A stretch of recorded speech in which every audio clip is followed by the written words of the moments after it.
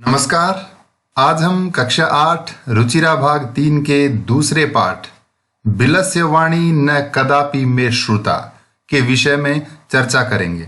प्रस्तुत पाठ संस्कृत के प्रसिद्ध कथा ग्रंथ पंचतंत्र के तृतीय तंत्र काकोलुकीयम से संकलित है।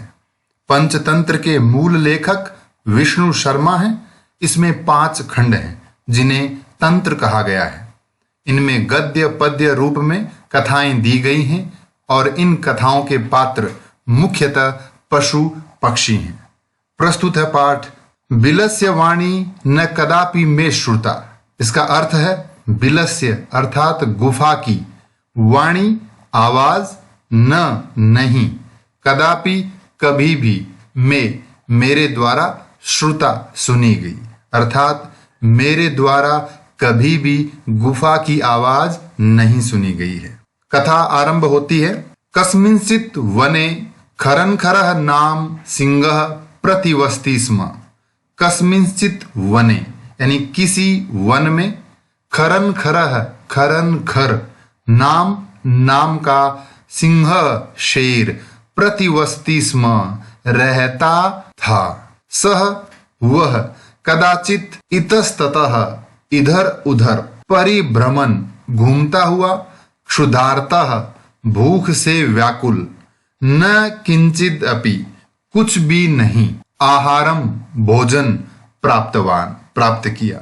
वह भूख से व्याकुल इधर उधर घूमता हुआ कुछ भी भोजन प्राप्त न कर सका अर्थात उसे कुछ भी भोजन नहीं मिला। ततः तब सूर्यास्त समय, सूर्यास्त के समय अर्थात दिन ढलने के समय, एकाम महतीम गुहाम, एकाम एक, महतीम बड़ी, गुहाम यानी गुफा को, दृष्टवा देखकर, सह अचिंतयत उसने सोचा, नूनम एतस्याम गुहायाम निश्चित रूप से इस गुफा में, रात्रौ रात्रि में, कोपि कोई भी, जीवः जीव, आगच्छति आता है। गुफा को देखकर शेर ने सोचा कि निश्चित रूप से इस गुफा में कोई ना कोई जीव अवश्य आता है। अतः अत्रैव निगूढ़ो भूत्वा तिष्ठामि इति। अतः अत्रैव यानी यहीं, इसी गुफा में, निगूढ़ो भूत्वा छिप करके, तिष्ठामि बैठता हूं इति।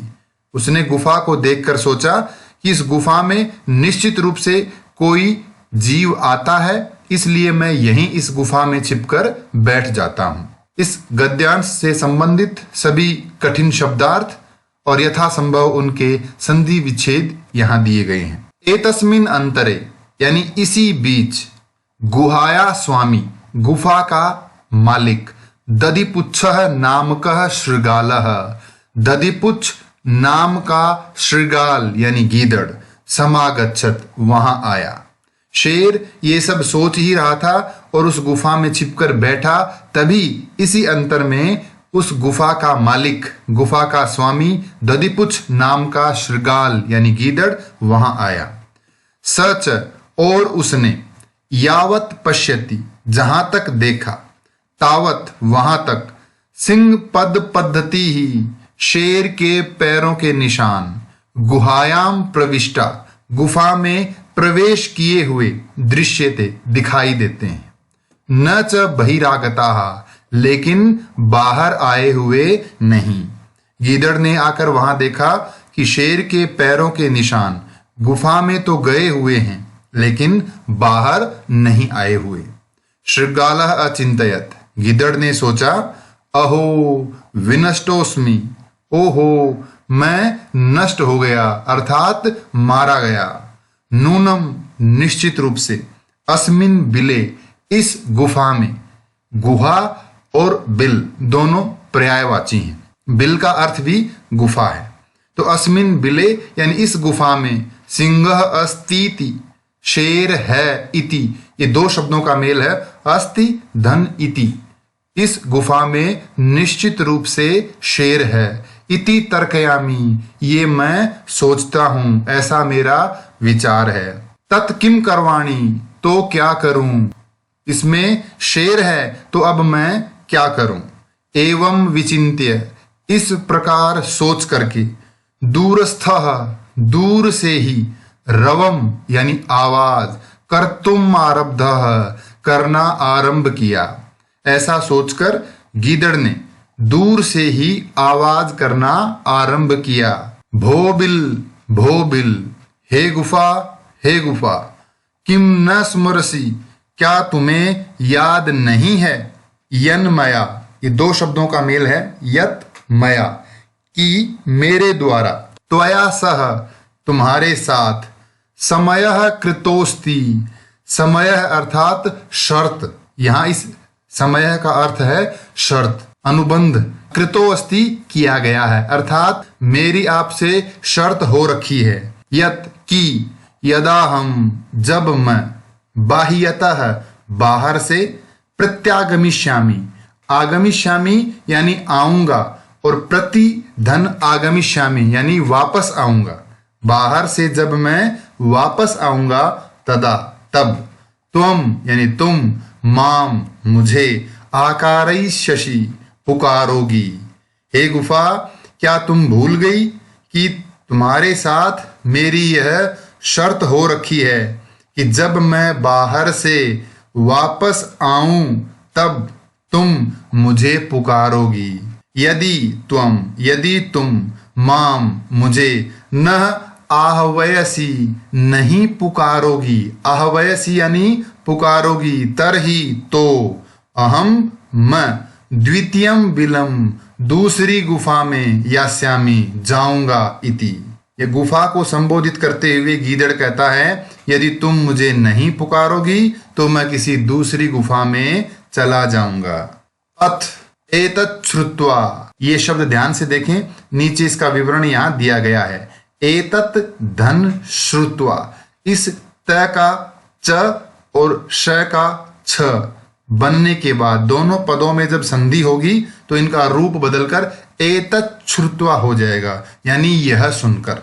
एतत् श्रुत्वा यानी यह सुनकर, सिंह अचिंतयत, शेर ने सोचा, नूनम एषा, ये दो शब्दों का मेल है, नूनम धन एषा, निश्चित रूप से यह, गुहा यानी गुफा, स्वामिनः स्वामी का, सदा हमेशा, समाह्वानम करोति आह्वान करती है, अर्थात निश्चित रूप से यह गुफा अपने स्वामी को पुकारती है जब वो वापस आता है गुफा में। परंतु लेकिन मद भयात, मेरे भय से, शेर ऐसा सोचता है कि मेरे भय से न किंचित वदती, न कुछ भी बोलती है, ये गुफा शायद मेरे भय से आज कुछ भी नहीं बोल रही है। अथवा या साध्विदम उच्यते, साध्विदम, इसको भी ध्यान से देखें, यहां दिया गया है नीचे विवरण में, साधु धन इदम, साधु यानी उचित, इदम मानी यह, साध्विदम अर्थात यह उचित, उच्यते यानी कहा गया है। भय संत्रस्त मनसाम हस्तपादादिका क्रिया प्रवर्तन्ते न वाणी च वेपतुश्चाधिको भवेत। इसका नीचे अन्वय किया गया है, इसका अर्थ अच्छी तरह से समझने के लिए। भय संत्रस्त मनसाम जनानाम हस्तपादादिका क्रिया न प्रवर्तन्ते वाणी च वेपतुश्चाधिको भवेत। भय संत्रस्त मनसाम अर्थात डरे हुए मन वाले लोगों की, हस्त पादादिका क्रिया, हाथ पैरों आदि से संबंधित क्रियाएं, न प्रवर्तन्ते नहीं काम करती हैं, अर्थात जो डरे हुए लोग होते हैं उनके हाथ पैर काम करना बंद कर देते हैं। वाणी च, और उन लोगों की वाणी, वे पथुश्चाधिको, ये तीन शब्दों का मेल है, नीचे यहां देखें, वे पथु धन च धन अधिक, अर्थात वे पथु यानी कंपन, च यानी और, अधिक यानी अधिक, अधिक कंपन होता है, यानी उनकी आवाज भी कांपने लग जाती है। जो लोग डरे हुए होते हैं उनके हाथ पैर सही से काम नहीं करते हैं और उनकी आवाज भी कांपने लग जाती है। ऐसा शेर ने सोचा गुफा के विषय में, ये गुफा मेरे भय से आज बोल नहीं रही है। तद हम, अतः मैं, अस्य, इसका, किसका, गीदड़ का, आह्वानम करोमि, आह्वान करता हूं। यानी तो गुफा तो बोल नहीं रही, अतः मैं ही इस गीदड़ का आह्वान करता हूं, अर्थात इस गीदड़ को पुकारता हूं। एवं इस प्रकार सह बिले प्रविश्य, सह यानी वह गीदड़, बिले यानी गुफा में, प्रविश्य प्रवेश करके, में यानी मेरा, भोज्यम भोजन, भविष्यति बनेगा। मैं अगर उसे पुकारूंगा तो गीदड़ सोचेगा कि गुफा ने मुझे पुकारा है, और जो ही वो अंदर आएगा तो वो अंदर आते ही मेरा भोजन बनेगा। इत्थम विचार्य, इत्थम यानी इस प्रकार, विचार्य यानी विचार करके, सिंह शेर, सहसा अचानक, शृगालस्य आह्वानम अकरोत, शृगालस्य यानी गीदड़ का, आह्वानम आह्वान, अकरोत यानी किया, गीदड़ को पुकारा। सिंहस्य शेर की, उच्च गर्जन प्रतिध्वनिना, उच्च गर्जन की प्रतिध्वनि से, यानी तेज गर्जना की प्रतिध्वनि यानी अनुगूंज से, सा गुहा वह गुफा, उच्चै ही शृगालम आहवयत, उच्चै यानी जोर से, शृगालम यानी गीदड़ को, आहवयत यानी पुकारती है। गर्जना शेर की है, उस गर्जना की अनुगूंज से वह गुफा और अधिक गूंजती हुई, ऐसी लगी जैसे गुफा तेज आवाज में गीदड़ को पुकार रही है। अनेन अन्येपि, अनेन यानी इससे, इस गर्जना से, अन्य अपि, इस शब्द को ध्यान से नीचे देखें, अन्य धन अपि अर्थात दूसरे भी, पशु है यानी पशु, भयभीता, भयभीत अभवन हुए, उस उच्च गर्जना को सुनकर के दूसरे पशु भी भयभीत हो गए। शृगालोपि गीदड़ भी, ततः वहां से, दूरम पलायमानः दूर भागता हुआ, इमम पठत यह पढ़ा, अर्थात ये कहा, गीदड़ ने वहां से दूर भागते हुए ये कहा, अनागतम यह कुरुते सशोभते, सशोच्यते यो न करोत्यनागतम, वनेयत्र संस्थस्य समागता जरा, बिलस्य वाणी न कदापि में श्रुता। इसका अन्वय, इस श्लोक को अच्छे से समझने के लिए इसका अन्वय यहां दिया गया है। यह अनागतम कुरुते स शोभते, यो अनागतम न करोति स शोच्यते, अत्र वने संस्थस्य जरा समागता, बिलस्य वाणी में न कदापि श्रुता। अर्थात यह यानी जो, अनागतम आने वाले को, अर्थात जो आया नहीं है, आने वाला है ऐसे संकट को या दुख को, कुरुते करता है, क्या, विचार, उसका समाधान ढूंढता है, स शोभते वह सुशोभित होता है, अर्थात वह सुखी रहता है। जो व्यक्ति समस्या आने से पहले उसका समाधान ढूंढ लेता है वह सुखी होता है। यो अर्थात मूल शब्द है यह, जो, अनागतम आने वाले दुख को, न करोति समाधान नहीं ढूंढता है, उस पर विचार नहीं करता है, सह यानी वह व्यक्ति, सोच्यते दुखी होता है। अत्र यहाँ, वने वन में, संस्थस्य रहते हुए का, जरा समागता, जरा यानी बुढ़ापा, समागता यानी आ गई। यहाँ इस वन में रहते रहते मुझे बुढ़ापा आ गया, अर्थात मैं बूढ़ा हो गया, लेकिन बिलस्य वाणी गुफा की आवाज में मेरे द्वारा न कदापि श्रुता कभी भी नहीं सुनी गई।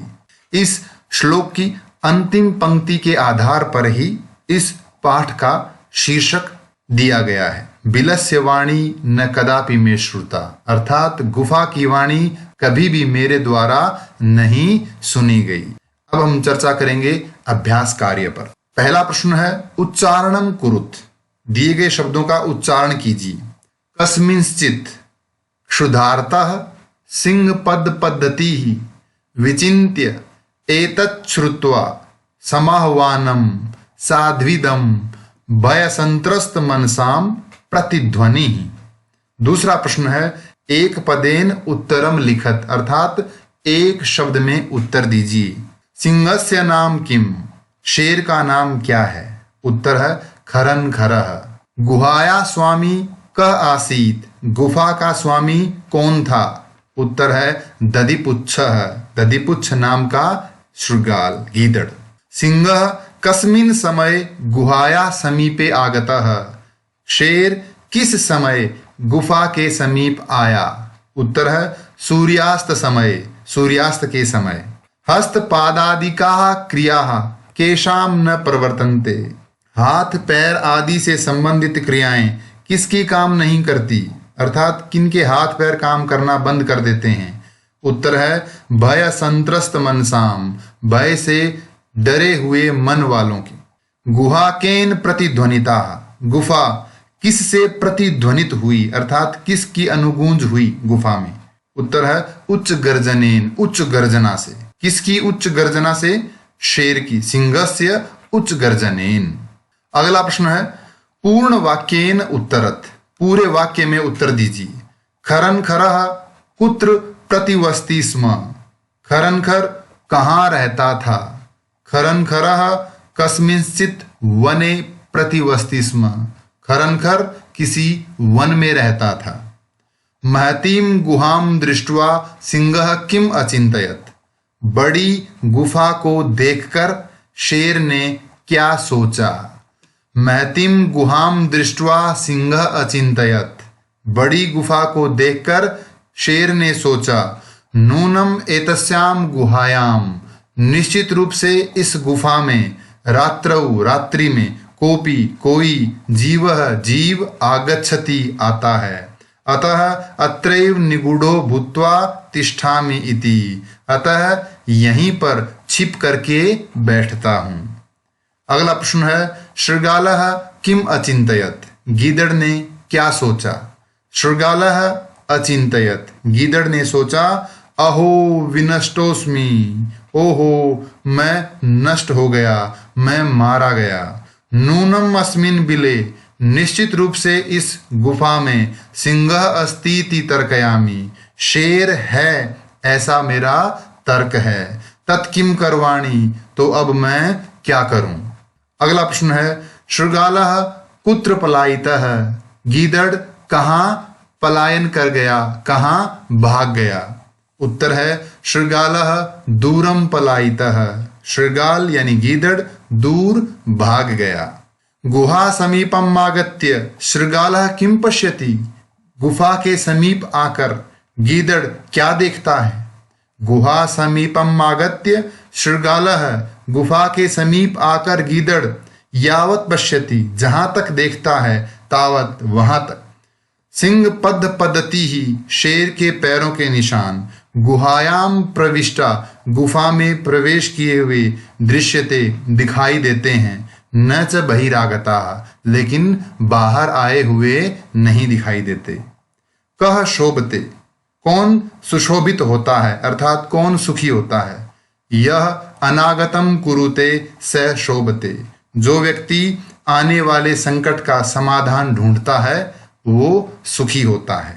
अगला प्रश्न है रेखांकित पदानि आधृत्य प्रश्न निर्माणम कुरुत। इन रेखांकित पदों के आधार पर प्रश्न निर्माण कीजिए। क्षुधार्तः सिंहः कुत्रापि आहारम न प्राप्तवान, अर्थात भूख से व्याकुल शेर को कहीं भी भोजन प्राप्त नहीं हुआ। तो इस शब्द के आधार पर यदि हम प्रश्न बनाएंगे, भूख से व्याकुल शेर, तो प्रश्न बनेगा कैसा शेर। तो कैसा को हम संस्कृत में लिखेंगे कीदृशः। तो कीदृशः सिंह कुत्रापि आहारम न प्राप्तवान, कैसा शेर कहीं भी भोजन प्राप्त न कर सका। ध्यान रहे प्रश्न निर्माण के बाद उसके अंत में प्रश्नवाचक चिन्ह अवश्य लगाएं। दधिपुच्छः नाम शृगालः गुहाया स्वामी आसीत। दधिपुच्छ नाम का गीदड़ गुफा का स्वामी था। प्रश्न क्या बनेगा? किस नाम का गीदड़? तो बनेगा वाक्य किम नाम शृगालः गुहाया स्वामी आसीत। किस नाम का गीदड़ गुफा का स्वामी था। एषा गुहा स्वामिनः सदा आह्वानम करोति। यह गुफा स्वामी का सदा आह्वान करती है। इस शब्द के आधार पर प्रश्न बनेगा यह गुफा किसका सदा आह्वान करती है। तो किसका यानी कस्य। एषा गुहा कस्य सदा आह्वानम करोति, यह गुफा किसका सदा आह्वान करती है। भयसंत्रस्त मनसाम हस्तपादादिकाः क्रियाः न प्रवर्तन्ते, भय से डरे हुए मन वालों की हाथ पैर आदि से संबंधित क्रियाएं काम नहीं करती। किस प्रकार की क्रियाएं काम नहीं करती? तो किस प्रकार की, यानी कीदृशाः क्रियाः। प्रश्न बनेगा इसका, भय संत्रस्त मनसाम कीदृशाः क्रियाः न प्रवर्तन्ते, भय से डरे हुए मन वालों की कौन सी क्रियाएं काम नहीं करती। अंतिम है, आह्वानेन शृगालः बिले प्रविश्य सिंहस्य भोज्यम भविष्यति, पुकारने के बाद अर्थात आह्वान से गीदड़ बिल में प्रवेश करके शेर का भोजन बनेगा। बिले प्रविश्य, बिल में प्रवेश करके, बिले के स्थान पे हम प्रश्नवाचक शब्द अगर जो प्रयोग करेंगे वो होगा कस्मिन या कुत्र। आह्वानेन शृगालः कुत्र प्रविश्य या कस्मिन प्रविश्य सिंहस्य भोजम भविष्यति। अगला प्रश्न है, घटनाक्रमानुसारम वाक्यानि लिखत, नीचे दिए गए इन वाक्यों को घटनाक्रम के अनुसार लिखिए, अर्थात इस कहानी में कौन सी घटना पहले घटी। तो इन सभी वाक्यों को सही क्रम से लिखेंगे। उत्तर है पहला, परिभ्रमण सिंह क्षुधार्तो जातः, घूमता हुआ शेर भूख से व्याकुल हो गया। सिंह एकाम महतीम गुहाम अपश्यत, शेर ने एक बड़ी गुफा को देखा। गुहाया स्वामी दधिपुच्छः नाम शृगालः समागच्छत, दधिपुच्छ नाम का गीदड़ वहां आया। गुहायाम कोपि अस्ति इति शृगालस्य विचारः, गुफा में कोई है ऐसा गीदड़ का विचार। दूरस्थः शृगालः रवम कर्तुम आरब्धः, दूर रहकर ही गीदड़ ने आवाज करना आरंभ किया। सिंह शृगालस्य आह्वानम अकरोत्, फिर शेर ने गीदड़ का आह्वान किया। दूरम पलायमानः शृगालः श्लोकम पठत, दूर भागते हुए गीदड़ ने श्लोक पढ़ा। अगला प्रश्न है, यथा निर्देशम उत्तरत, निर्देश के अनुसार उत्तर दीजिए। एकाम महतीम गुहाम दृष्ट्वा सह अचिंतयत, एक बड़ी गुफा को देखकर उसने सोचा। अस्मिन वाक्य, इस वाक्य में कति विशेषण पदानि, विशेषण पद कितने हैं। संख्या सह, संख्या के साथ साथ, पदानि अपि लिखत, पद भी लिखिए। तो इस वाक्य में विशेषण है। अस्मिन वाक्य द्वे विशेषण पदे स्तः, दो विशेषण पद हैं। पहला है एकाम और दूसरा है महतीम, और इनका विशेष्य है गुहा। तो गुहा शब्द के लिए दो विशेषणों का प्रयोग हुआ है, एकाम और महतीम। अगला प्रश्न है, तद हम अस्य आह्वानम करोमि, तो अब मैं इसका आह्वान करता हूं। अत्र अहम इति पदम कस्मै प्रयुक्तम, इस वाक्य में ये अहम शब्द किसके लिए प्रयुक्त हुआ है। उत्तर है सिंहाय, अर्थात शेर के लिए। ऐसा किसने सोचा था कि मैं आह्वान करूं, ये सोचा था शेर ने। तो ये पद किसके लिए प्रयुक्त हुआ, सिंहाय। अगला प्रश्न है, यदि त्वम माम न आह्वयसि अस्मिन वाक्य कर्तृ पदम किम, इस वाक्य में कर्ता कौन है। उत्तर है त्वम। सिंह पद पद्धति ही गुहायाम प्रविष्टा दृश्यते, शेर के पैरों के निशान गुफा में प्रवेश किए हुए दिखाई देते हैं। अस्मिन वाक्य क्रियापदम किम, इस वाक्य में क्रियापद कौन सा है। उत्तर है दृश्यते। अगला प्रश्न, वनेत्र संस्थस्य समागता जरा, यहां वन में रहते हुए मुझे बुढ़ापा आ गया। अस्मिन वाक्य अव्यय पदम किम, इस पूरे वाक्य में अव्यय पद कौन सा है। उत्तर है अत्र। अगला प्रश्न, मंजूषातः अव्यय पदानि चित्वा रिक्त स्थानानि पूरयत, इस पेटिका से उचित अव्यय पद चुनकर रिक्त स्थान भरने हैं। तो रिक्त स्थान भरने के बाद ये गद्यांश होगा, एकस्मिन् वने कश्चन व्याधः जालम विस्तीर्य दूरे स्थितः, एक वन में किसी व्याधः यानी शिकारी ने जाल बिछाकर दूरे स्थितः, दूर जा बैठा। क्रमशः आकाशात सपरिवारः कपोतराजः नीचै आगच्छत, आकाश से एक कबूतर सपरिवार क्रमशः नीचे आया। यदा कपोताः जब कबूतरों ने तंडुलान अपश्यन चावल देखे, तदा तेषाम लोभो जाता है तब उन्हें लोभ हो गया, लालच हो गया। परंतु राजा सहमत नासीत, लेकिन उनका राजा कबूतर सहमत नहीं था। तस्य युक्ति आसीत, उनका विचार था, यदि वने कोपि मनुष्य नास्ति, यदि इस वन में कोई मनुष्य नहीं है, कुतः तंडुलानाम संभवः, तो ये चावल कैसे संभव हो सकते हैं। परंतु राज्ञः उपदेशम, राजा के उपदेश को अस्वीकृत्य है, अस्वीकार करके, कपोताः कबूतर तंडुलान खादितुम चावल खाने के लिए, प्रवृत्ताः जाले च निपतिताः चावल खाने के लिए गए और जाल में फंस गए। अतः उक्तम, इसलिए कहा गया है, सहसा विदधीत न क्रियाम, सहसा यानी अचानक हमें कोई भी कार्य नहीं करना चाहिए। इस पाठ से संबंधित कोई भी प्रश्न यदि हो तो नीचे कमेंट में लिखकर अवश्य पूछें। धन्यवाद।